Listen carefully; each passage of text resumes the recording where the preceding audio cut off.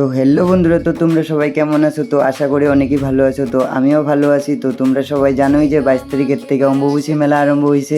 তো তার জন্যই আমি কোনো ভিডিও পোস্ট করতে পারি নাই বন্ধুরা। তো আমি অনেক ব্যস্ত ছিলাম, কারণ কি আমি ভাড়া মারতে ছিলাম। তো জানোই যে আমি রিক্সা চালাই।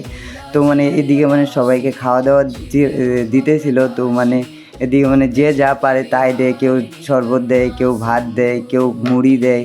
মানে পাণ্ডুতেও মানে দেওয়ার কোনো মানে ভক্তদের মানে সেবা করানোর মানে কোনো অভাব নাই।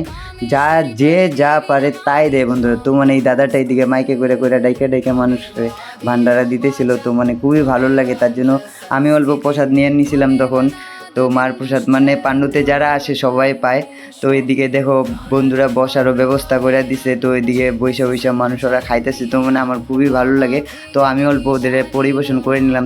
তখন আমি অল্প মানে ভিডিও করে নিয়েছিলাম, তার জন্যই মানে বন্ধুরা মানে আমি কোনো ভিডিও পোস্ট করতে পারি না, কারণ কি আমি ভাড়া মারাতে অনেকই ব্যস্ত ছিলাম। তো রাত্রিবেলার দিকে অল্প আমি মানে সময় করে মানে আমার বউরে আমি মানে ঘুরতে নিয়ে আইছিলাম। তো মানে এদিকে মানে ঘোরাচোরা শেষ। তো এদিকে আমি ঘরের দিকে যাইতেছি। তো বন্ধুরা তো মানে কি বলবো, অম্বুবাচী মেলাতে মানে এত মানুষ আছে না, অনেকই ভালো লাগে। তো মানে আমার বহুত ভাগ্য ভালো বন্ধুরা যে মায়ের মন্দিরে এখানেই থাকি।